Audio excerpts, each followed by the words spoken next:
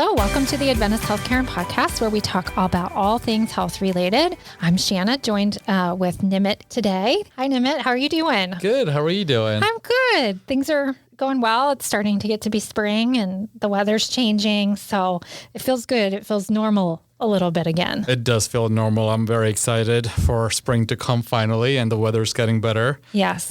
Today's my dog's birthday, so I'm very excited about that. Well, He happy turned birthday. 5 today, so we're all dog parents, so we love that. we get a lot of pupcakes today. Oh, I love that. I love that. Thank you. That lifts all of our spirits a little bit. Dogs fix everything. They do. I agree. They bring smiles to everybody's faces. And if you're a cat person, I have cats too. I have 2 dogs and 2 cats. They both bring me joy. So today we are joined by Betsy Jenkins. Welcome, Betsy. Thank you so much for having me. It's You're great welcome. to be here. Thanks for being here. So Betsy is a wellness consultant at our Aquilino Cancer Center. She's a licensed clinical professional counselor with many years of experience as a wellness program director and counselor working with cancer patients and their families. So we're glad to have you here today. Thank you. So we have a little bit of a tough subject today, maybe for some. It affects people very deeply, and that's cancer treatment, specifically the importance of whole person care and what that means. So dealing with a cancer diagnosis is very personal. Everyone deals with it differently. So we're just going to talk a little bit about what whole person care means and the support that is so essential to somebody's cancer journey. Yeah, thank you, Shauna. I really appreciate that question because that's something that is so important to us at the Aquilino Cancer Center. Mm-hmm. I think you really nailed it when you said each person's experience is very personal to them and very different. Okay. But I think one thing all cancer patients have in common is that moment when they are diagnosed, their whole world changes.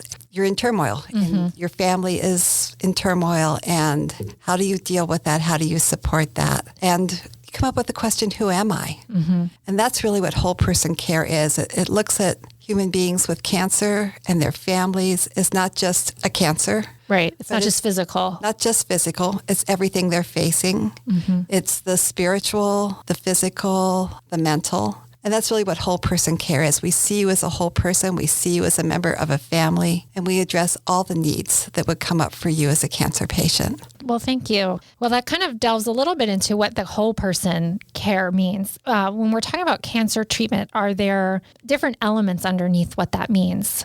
That maybe, we said it's not the physical, it's the spiritual. What are the other elements that make up that? I think a lot of times when someone thinks about coming to a cancer center, they think about the physical elements. They think about seeing their oncologist. They think about chemotherapy or radiation or surgery as the treatments to address the cancer itself. But there's a piece that is so much bigger than that, and that's the emotional response, as well as the physical aspects that can be cared for through nutrition, through integrative medicine, and the spiritual pieces of who am I and where does what is important to me in the world play a role in my healing.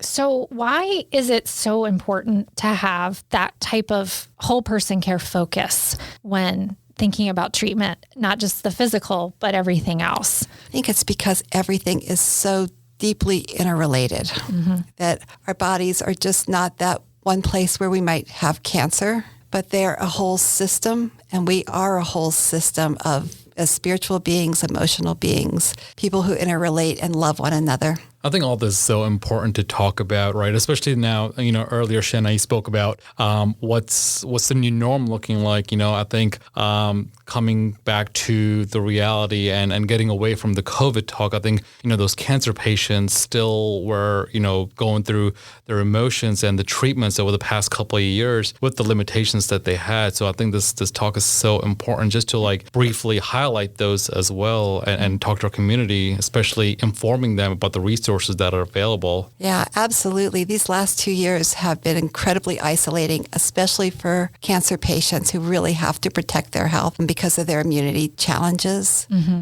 And I think these last 2 years, coincidentally, are the times that we have really taken to build up our wellness programs and to do that through telehealth. Yeah. So we have our education programs and our groups through telehealth, our art program, which we did a Writing Your Legacy expressive arts program, all through telehealth, but really still deeply connecting people and hearing how important it is to still be with others who really get what you're going through and have a chance to express yourself. It's really amazing how much we relied on those virtual tools and how we still rely on those. And so it's wonderful to hear that didn't stop during COVID for, in enhancing these programs, but also encouraging people to take advantage of it too. Yeah, absolutely. In my history working with cancer patients before COVID, I was working with a couple and the husband wasn't able to come in because of his illness and he just wasn't feeling well. They really wanted that counseling. We didn't have that level of comfort or the ability to do that counseling through telehealth. So now the fact that people can come to support groups and be with their people, whether they feel up to it or not, whether they can get in the car and drive across town. They can still take advantage of it. Exactly. That's great. That's wonderful. Can you tell us a little bit about all the programs we have available? You mentioned Writing Your Legacy, which sounds like an amazing opportunity. What are some of the other ones that we have available? Sure. Well, in the physical area, we do yoga. We have 2 different yoga classes that are combined with meditation or mindfulness. We have a program called Mindfulness-Based Stress Reduction, which is an amazing program. It's widely recognized as one of the premier methods of reducing stress. If you were to purchase this class in the public, it would be incredibly expensive. It would be $500 or more. Oh, wow. And it is free to our cancer patients and their families. And all of our programs are free. All of our programs are free thanks to generous donations Yes. and the support of our community. Yes. We have education programs. So we have at least 12 educational seminars every year, growing to more. So our most recent one was What is Palliative Medicine? We have one called All About Lymphedema to help people understand what lymphedema is and how it might be mitigated and what the treatments are. It's sort of something that we don't hear about every day. And I think that's something that we're really able to do well at the Aquilino because we work so closely to our medical teams. One example of that partnership with the medical team is working with our breast surgeons. They came to us a couple months ago and they said, we're seeing a lot of young women with breast cancer. And we know there are support groups in the community for breast patients, but they're mostly older women. And this group of young women has different concerns, career, intimacy, parenthood, things like that are not comfortably addressed in a wider group. Could we do a support group for young women with breast cancer? So we're really happy to announce that we will be launching that this May. Oh, that's very exciting. Yes. And we're doing that with one of our community partners, which is Hope Connections for Cancer Support. So just really happy to be launching that. I think it speaks to, because we have everything under one roof at a place like the Aquilino Cancer Center, it makes it very easy for the doctors and the other healthcare providers and the counselors and all of the services to work together to find these opportunities to address needs that we didn't even know about. I never would have thought, I'm over 40 and I think to myself, if I ever was faced with something like that, I would take advantage of that, or wouldn't even occur to me that, I would have different needs than someone older. Right. But I think that raises a good question, right? Like how do people learn, or how do people find out about these resources? I mean, we live in healthcare and sometimes we don't even know where to look for or how to get those information. Right. Well, I can tell you the easy answer, which is you can go to our website. All of our classes are there. Yeah. But in that moment when you're in shock and your world has been turned upside down, how do you know what you want? So a few ways we deal with that at the Aquilino is each patient fills out a distress screener when they come. So we're screening to see about your mood and how you're feeling. But it also provides a chance to really look at the things that we can do to support you. Nutritional support,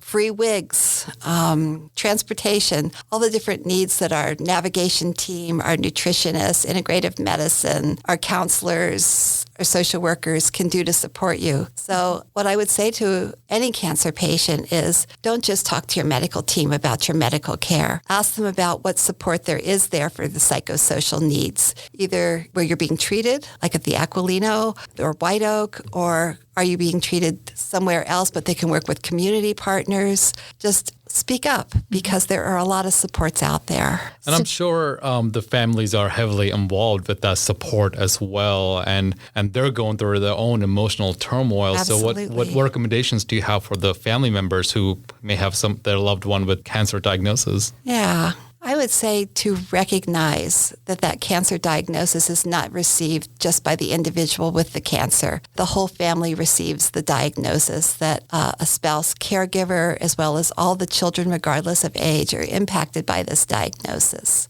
And there are excellent resources in our community and at the Aquilino for this. All of our programs are open to caregivers and family members as well. I was going to ask that can family members attend some of these? So yes, they absolutely can, and they do. Yeah, because their family is an essential part of your care team. Absolutely. Just as much as your doctors and nurses. And so incorporating them into some of these things is essential. And it's essential for those caregivers to find their own self-care and their own support. And that's part of everything we do as well. That's great. So you mentioned a couple of the classes and support groups that we have, that helps with nutrition and mindfulness and yoga. An aspect that people don't always think about that is also affects people's stress levels and just their health too, and how they're dealing with it is the financial impact of a cancer diagnosis is and can be devastating. And so we even offer classes for financial That's exactly right. Education as well. Mm-hmm. As part of our educational series, we offer a class looking at financial questions to help avoid what we call financial toxicity, which often comes with a cancer diagnosis, as one or both people and parents in a family might have to cut down on their work hours. Mm-hmm. There's, of course, more medical bills and other stressors you don't even look at. So being able to stay financially healthy is really important. We offer the financial class. We also have social workers that can help you even look at your bills and figure out how to make heads and toes out of EOBs and duplicate billings and things like that. Yeah, I can't even imagine. We said from the very beginning that we wanted this podcast to be to help people understand healthcare because it can be hard, and you have a cancer diagnosis, and that's just an aspect you don't even want to think about, But then we have the support to help you navigate it, which is so important. Right, and to recognize that it's normal. Yes. There's a lot of power in groups, and when you come to one of your classes, you're with other people experiencing cancer and experiencing all these other aspects of that challenge. Okay. So one final question. What about beyond treatment? Are there programs available and around for survivors? It's through my years with Adventist Healthcare and learning more about cancer and its journey. It doesn't end just because your treatment ends. You still have stressors, you still have concerns and fears and risk. Are there programs or words of encouragement or anything like that we have for our survivors? Well, I'm really glad that you mentioned survivors, because certainly the cancer experience doesn't end when your treatment ends. Mm-hmm. It goes on. One way that a survivor is actually defined is from the moment of diagnosis on, because at the end of treatment, it's not over. And our programs are open to survivors as well. Okay. And we very purposefully design programs in areas for newly diagnosed, in treatment, through survivorship, and even with people with advanced cancer. Like, these different groups are really where sort of groups of specific needs fall. Mm-hmm. So we make sure that our programs fall across the board to provide that full support. Okay. And I think having that support groups for each of those different stages is support groups, programs, educational things. One other thing I wanted to mention is so important in building these programs is we can do what a cancer center with medical team can do best, but it's also really important that we work with our community partners. So I mentioned sharing support group leadership with Hope Connections, and we also work with an organization called Caring Matters, where we share a community resource specialist. And this is something that I've never seen anywhere before, and it's really unique to the Aquilino and White Oak Cancer Centers.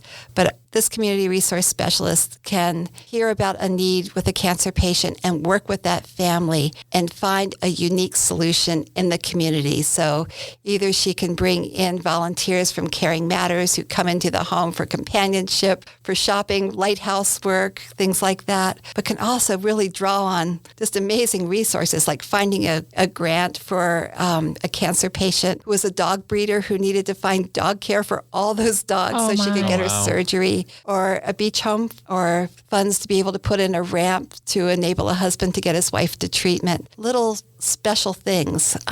It's just amazing that things like that happen. Yeah, it's amazing what we've been able to build at the Aquilino Cancer Center. And now that we have the White Oak Cancer Center, which is newly open, these same resources are available there as well. Mm-hmm. Well, Betsy, thank you so much for sharing this important information with us today. Is there anything you want to add that you don't think we mentioned? I guess the one plug I would put in is this month is National Healthcare Decisions Day month. Okay. So it's a time for people to look at advanced planning, no matter where they are in their life, 18 years of age and older, to really think about what you would want in your life. You were not able to speak for yourself in a medical condition and who you'd want to speak for you. Nice. So, I can share having that conversation is so important. I have a 90-year-old grandfather and I'm the closest to him from a geographic standpoint. And I'm just able to take on, helping him, and he's made his wishes known. And, I know exactly what he wants and what his needs are. And so it makes me feel better knowing that. And then it also makes me feel better that I don't have to have that conversation, that he's already taken that step on his own. But it does make things a lot easier. A gift to the family is one way to look at it. Absolutely. Yes. Yeah. I think, having that clarity for the family members is hugely beneficial. When I was in the ICU, we saw that all the time where family members just had a difficult time because they did not have those advanced directives. They did not have those decisions and they did not know what loved ones wanted. Right. And having that directive is so valuable. All right. Well, thank you for sharing that. For our listeners, you can find us at adventisthealthcare.com. All of our cancer wellness programs are available because of generous donations from our community. So you can learn more about our programs and what we do at aquilinocancercenter.com. And we will put all of this information up for our listeners to find, maybe information about the Around the Kitchen table, maybe some more information about Aquilino and some of these other community partners. We'll make that available too. Great. So thank you. Well, thank you. Thank you, everyone. Thank you. For our listeners, don't forget to click follow or subscribe wherever you get your podcasts. So until next time, thanks for listening.